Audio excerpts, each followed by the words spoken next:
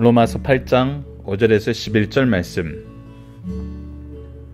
육신을 따르는 자는 육신의 일을, 영을 따르는 자는 영의 일을 생각하나니 육신의 생각은 사망이요 영의 생각은 생명과 평안이니라. 육신의 생각은 하나님과 원수가 되나니 이는 하나님의 법에 굴복하지 아니할 뿐 아니라 할 수도 없음이라. 육신에 있는 자들은 하나님을 기쁘시게 할 수 없느니라. 만일 너희 속에 하나님의 영이 거하시면 너희가 육신에 있지 아니하고 영에 있나니 누구든지 그리스도의 영이 없으면 그리스도의 사람이 아니라. 또 그리스도께서 너희 안에 계시면 몸은 죄로 말미암아 죽은 것이나 영은 의로 말미암아 살아있는 것이니라. 예수를 죽은 자 가운데서 살리신 이의 영이 너희 안에 거하시면 그리스도 예수를 죽은 자 가운데서 살리신 이가 너희 안에 거하시는 그의 영으로 말미암아 너희 죽을 몸도 살리시리라. 아멘.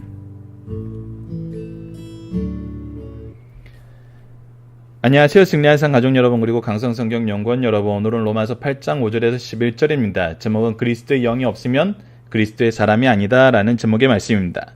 자, 말씀을 봅시다. 우리가 지난주 말씀을 통해서 이제 로마서 8장 1절에서 4절 말씀을 시작할 때 어떻게 시작했습니까? 바로 그러므로 이제 그리스도 예수 안에 있는 자에게는 결코 정죄함이 없나니 라고 하면서 시작했습니다. 우리가 정죄함을 받지 않는 하나님의 백성이 되었다는 거예요. 그 이유가 뭐였죠? 2절을 보면 이는 그리스도 예수 안에 있는 생명의 성령의 법이 죄와 사망의 법에서 너희를 해방하였습니다. 우리를 해방시키신 건 뭐예요? 예수 그리스도 안에 있는 생명의 성령의 법이에요. 우리가 한 게 아니에요. 하나님이 하신 거예요. 그래서 3절을 보면 율법이 육신으로 말미암아 연약할 수 없는 그것을 하나님께 하시나니. 누가 하신다고요? 율법이 육신으로 말미암아 연약하여 할 수 없는 그것을 하나님께서 하세요. 곧 죄로 말미암아 자기 아들을 죄 있는 육신의 모양으로 보내어 육신의 죄를 정하사 육신을 따르지 않고 그 영을 따라 행하는 우리에게 율법의 요구가 이루어지게 하려 하십니다. 우리로 하여금 율법의 의를 이루게 하시는 것은 바로 예수 그리스도의 의로 말미암다는 거예요. 자, 그래서 우리가 이제 이 세상을 보면은, 우리의 상태를 보면은 무엇을 볼 수 있냐면 5절입니다. 육신을 따르는 자는 육신의 일을.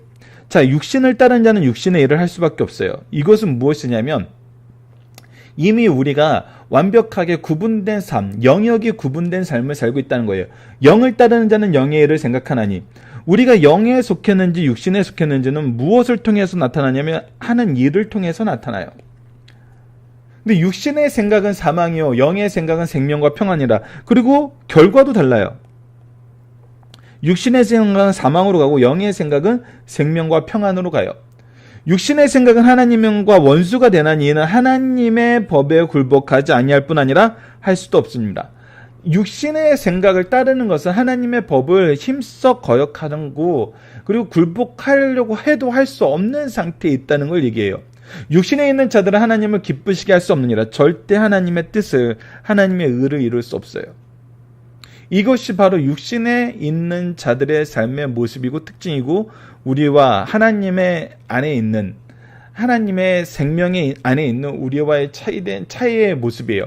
그렇다면 우리는 어떻게 해서 바로 영을 따르는 삶을 살 수 있을까요? 하나님과 화평한 삶을 살 수 있을까요? 생명과 평안이 있는 삶을 살 수 있을까요? 하나님의 법에 순종하는 삶을 살 수 있을까요? 자, 9절 말씀을 봅시다. 만일 너희 속에 하나님의 영이 거하시면, 무엇을 통해서 우리가 무엇인가를 하는 걸로 하는 것이 아니라 하나님의 영이 거하시면, 하나님의 영이 우리 안에 거하시면 너희가 육신에 있지 아니하고 영에 있나니. 즉 우리의 육신의 소욕을 이기시는 분은 누구라는 거예요? 하나님의 영이라는 거예요. 누구든지 그리스도의 영이 없으면 그리스도의 사람이 될 수 없는, 그리스도의 사람이 아니니라. 우리가 그리스도의 소유가 되는 것, 그리스도의 정말 연합 안에서 하나 되는 것은 무엇으로 말미암는 거냐면 하나님의 영, 그리스도의 영으로 말미암는 거예요. 우리의 힘으로 되는 것이 아니에요. 우리의 뜻으로 되는 것이 아니에요. 우리의 능력으로 되는 것이 아니에요. 하나님의 영, 그리스도의 영으로 되는 거예요. 또 그리스도께서 너희 안에 계시면 몸은 죄로 말미암아 죽은 것이나 영은 의로 말미암아 살아있는 것이니. 자, 우리가 그리스도와 연합함으로 얻게 되는 특징이 무엇이냐면 몸은 죄로 말미암아 죽으나 영은 의로 말미암아 살아있는 것이 되고, 예수를 죽은 자 가운데서 살리신 이의 영이 너희 안에 거하시면 그리스도 예수를 죽은 자 가운데서 살리신 이가 우리를 어떻게 한다?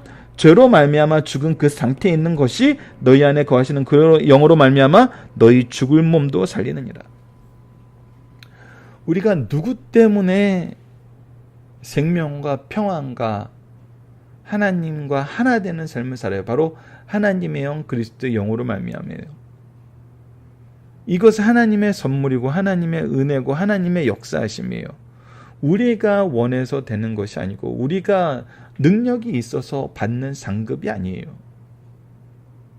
하나님의 주권적인 역사 안에서 은혜로 주어진 거예요. 그래서 그 안에서만 우리가 살 수 있어요. 우리의 영이 그리스도와 연합하여 살게 되고 그의 살리심으로 말미암아, 그의 부활의 영광으로 말미암아, 그를 통해서 하나님이 역사하시는 것으로 말미암아 우리 죽을 몸도 살아나요. 완전한 부활과 거룩함과 영화의 모습으로 가게 된다는 거예요. 누가 하신다고요? 하나님이 하신다고요. 자, 본문 묵상하기를 봅시다. 육신과 영의 차이는 무엇입니까? 자, 육신을 따르는 자는 육신의 일을, 영을 따르는 자는 영의 일을 생각해요. 육신을 따르는 것은 사망이에요. 영을 생각하는 것은 생명과 평안이에요. 자, 사망, 생명, 평안이 완전히 달라요. 육신의 생각은 하나님과 원수가 돼요. 왜? 이는 하나님의 법에 굴복하지 아니할 뿐 아니라 할 수도 없기 때문이에요. 그가 의지적으로 하지 않으려고 하지만 하려고 해도 그럴 수가 없어요. 그럴 능력이 없어요. 육신에 있는 자들은 절대 하나님을 기쁘게 할 수 없습니다. 그와 화평할 수 없어요. 그와 하나 될 수 없어요. 그런데 그리스도와 연합된 삶의 특징은 뭐예요? 바로 하나님과 함께 기뻐한다는 거예요. 우리 만일 너희 속에 하나님의 영이 거하시면 너희가 육신에 있지 아니하고 영에 있나니 누구든지 그리스도의 영이 없으면 그리스도의 사람이 아니니라. 바로 하나님의 영으로 말미암아, 우리가 그리스도의 영으로 말미암아 영에 있는 사람이 된다는 거예요. 이 영은 누가 주시는 거예요? 하나님께서 선물로 주시는 거예요. 하나님의 일하심 속에서 역사하는 거예요. 또 그리스도께서 너희 안에 계시면 몸은 죄로 말미암아 죽은 것이나 영은 의로 말미암아 살아있는 것이니라. 우리의 육체는 죽지만 우리의 영은 의로 말미암아 살아요. 그리고 우리의 육체도 결국은 어떻게 돼요? 그리스도 예수를 죽은 자 가운데서 살리시는 이가 너희 안에 거하시는 그의 영으로 말미암아 어떻게 해요? 우리의 죽을 몸도 살리세요. 영혼의 삶은 육체의 부활로 연결이 된다는 것입니다. 예수 그리스도의 부활에 우리가 동참하는 것이, 우리가 이미 지난주 말씀에서는 이 안에서 또 무엇까지 배웠어요? 이번 주 우리가 배우게 되는 것은 무엇이에요? 바로 이 영광에 동참하는 자는 그의 고난에도 동참하게 된다는 이 놀라운 은혜를, 놀라운 역사의 흐름을 우리가 보게 됩니다. 자, 중심 사상을 보도록 하십시다. 모든 사람들이 현저하게 뚜렷하게 대조하는 두 삶을 살아가고 있다는 거예요. 한 가지 삶은 육신을 따르는 삶으로 죄성의 지배를 받고 부패한 자에게 초점을 맞춰 살아 사망에 이르는 삶이에요. 결국 죽음밖에 없는 삶이에요. 다른 하나는 성령을 따르는 삶으로 성령의 지배를 받고 하나님의 뜻에 초점을 맞추어 살아 영생에 이르는 삶이에요. 삶이 있는 삶이에요. 죽음이 있느냐 삶이 있느냐, 이것이 항상 대조를 일으켜요.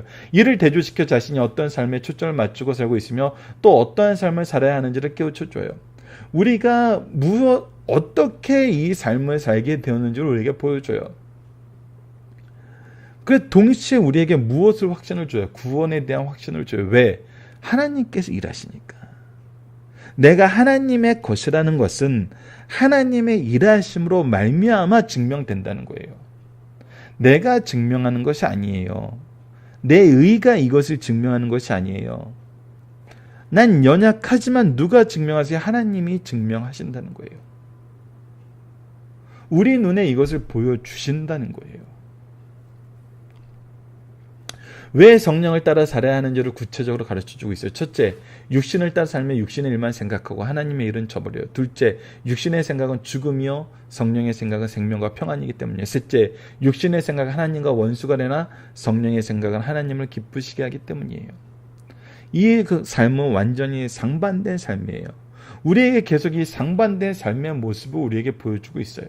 상반된 삶 안에서 우리가 어떻게 하나님의 자녀가 되었고 하나님이 우리를 어떻게 의롭다 하셨고 어떻게 양자 삼으시고 어떻게 거룩함으로 이끄시고 어떻게 영광의 이 약속을 허락하여 주시는지를 우리가 보게 돼요. 마지막 3번입니다. 성령을 따라 사는 사람의 특권은 무엇입니까? 성령 안에서 성령을 따라 사는 사람들의 특권이 무엇인지 확실하게 가르쳐줍니다.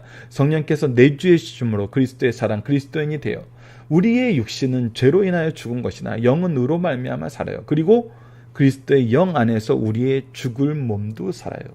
즉 우리가 완전한 부활을 통해서 하나님의 영광에 동참하게 된다는 것입니다. 살펴보기 전에 여러분들 카페를 통해서 확인해 주시고요. 적용합니다. 성령은 우리로 어떠한 삶을 살게 하시나요? 바로 연합된 삶, 거룩한 삶, 평안과 은혜가 넘치는 삶. 이것이 우리가 보여주는 거잖아요. 결국 뭐하는 삶? 승리하는 삶. 성령이 우리로 이러한 삶을 살게 하세요. 성령이 일하세요. 성령이 역사하세요. 성령께서 주시는 거예요. 그러니까 나의 삶은 성령을 계시하는 삶이 될 수밖에 없어요. 하나님의 일을 나타내는 삶이 될 수밖에 없어요. 왜? 그분의 일하심 안에 우리가 있기 때문에, 그분의 역사하심 속에 우리가 있기 때문에. 그러니까 우리가 자격이 안 되고 능력이 안 되고 그 어떤 것이 안 되는데 우리를 통해서 이루시잖아요. 우리를 통해서 일하세요. 그래서 우리가 겸손할 수밖에 없는 거예요. 우리가 자격이 안 되고 능력이 안 되고 조건이 안 되고 아무것도 안 됨을 인정할 수밖에 없는 삶을 이미 우리는 살고 있잖아요. 근데 누가 하세요? 성령이 하세요. 성도에게 주어진 특권은 무엇입니까? 바로 이 삶에 우리가 동참하게 되었다는 겁니다. 이 삶에 우리가 하나님의 예정하심에 따라 이 안에 거하게 되었다는 것입니다. 결국 우리에게 특권은 뭐예요? 하나님 나라의 백성됨이에요. 여기서 우리가 무엇을 봐요? 하나님의 일하심을 봐요. 성령의 역사하심을 봐요. 여기엔 내 능력이 없어요. 내 경건이 없어요. 내 지혜가 없어요. 내 의가 없어요. 오직 누구만 있어요? 하나님, 삼위일체 하나님의 역사하심만 있어요. 그래서 여기엔 참된 겸손과 감사와 기쁨과 소망이 있는 것입니다. 말씀을 기초로 기도하기를 통해서 마치겠습니다. 하나님, 우리가 주님이 주시는 생명과 평안 속에서 영의 일, 복음의 일, 구원의 역사에 동참하여 하나님의 영, 그리스도의 영의 생명력 속에서 살게 하심을 감사합니다. 그리고 우리의 육체의 부활을 이루시는 약속 안에서 우리가 하나님과 함께하는 거룩함에 동참하게 하심을 감사합니다. 우리에게 주어진 그리스도의 역사를 능히 감당하여 하나님께 영광 돌리는 삶을 살게 하여 주셔서 예수님 이름으로 기도드립니다. 아멘.